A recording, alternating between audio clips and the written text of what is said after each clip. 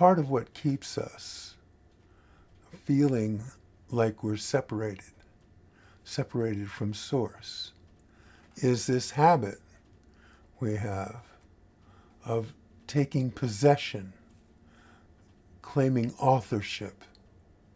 So instead of thoughts arising and subsiding, instead of emotions arising and subsiding, we claim them as ours. So these are my thoughts. These are my feelings. Now you see, in that, claiming possession, personal possession, that sense of you as a person separate from God, which is everything, starts to become predominant. You see? Once you start thinking about yourself as a separate entity and start acting like you have this autonomy as a person and that you are able to claim things as yours and reject things you don't like, you see? Now you're in that cycle and you're in that dream world where things you have and you don't have, you have desires, you want things, you have things you're repulsed by, and life goes on this track of moving toward and away. And who's moving toward and away? Well, I am. You see, it's all the me world. And in that me world, you become lost and you forget who you are. But you can have a good story, and it's your story, and when it's your story, it's very, very important. When it's one of billions and billions of stories, it doesn't hold the same gravitas. So, look at how that works, and understand that if you are claiming yourself and your actions as yours, there's some really nasty side effects that come with that. Guilt, shame,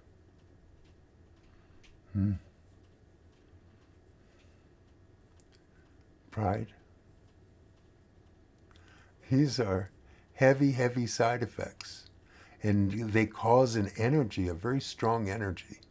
Many people call it karma. And karma is such a strong energy that energy can continue on after you're gone. Yeah, so there's more evidence that your little world is real. But it's just a part of the mechanism of the intricacy of this waking dream that we're living in. Now, I don't operate that way. So thoughts arise. It's the same thoughts that arise in your case.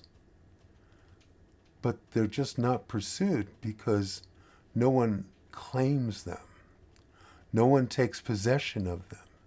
No one feels any authorship about them. They're just thoughts, and they arise and they subside. Now, as I say, if it's a thought that's essential to getting on with your day, like, what you have to do to get to work, that's fine. That's a working mind, and that's what the mind is made for helping you function in this dream world. And stay out of trouble, hopefully. But you see, other thoughts that arise, considerations about what people think of you and what did they mean by that? And how did I get into this? And why does this always happen? And it goes on, you see. Those thoughts create the whole drama of your life. I don't get involved, you see. I don't get involved. So the same thought might arise for me, but no one pursues it. No one gets involved with it, so it just arises and then it goes. because no one is pressing the button saying, continue. Yes. Because no one has a personal sense of relationship with their thoughts and feelings. They just come and go. And they're not what it's about. I mean, really, if you could just sit here and be in that presence that's always here, that overwhelming presence of love, of just being. Or you could be a little person, one of billions, and think about your life and think about all the important dramas that are going on and get involved in this and that and this and that until, the battery runs out. And then you can just sit and be in that awesome sense of being.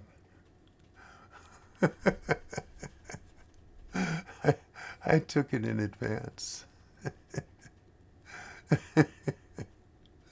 So I'm recommending that you spend less time involved with your thoughts and more time just being. And when a thought arises, fine. Why would you get involved? Why would you get involved? And when you catch yourself involved, you just catch it and it stops. You see? Now, I do need to say something, because someone did mention something, that it didn't sound like I was being of much help to someone who was really struggling with this or that. It's true.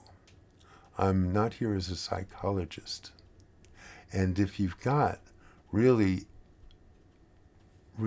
debilitating issues with your mind, I recommend you see a psychologist, because the mind will run circles around you if you're unable to actually just view it clearly and sit with it as it is.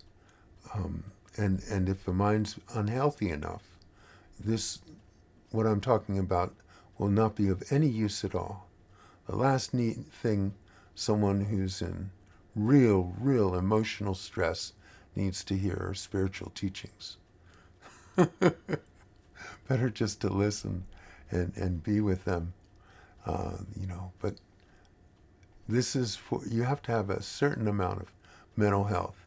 It doesn't hurt if the ego is a bit cracked, but, you don't want it broken in pieces, okay?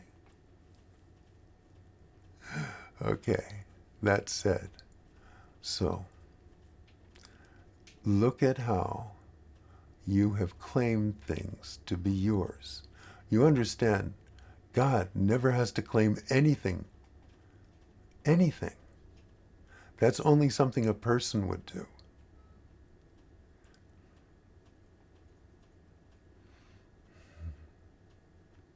Thoughts come and go. Feelings come and go. Bodies come and go. But there is something that doesn't come and go. It's always here. It's always now. There's no need to claim it, because it's already claimed you. That's not really true. It doesn't claim anything, but it already is you. Very good. Till next time.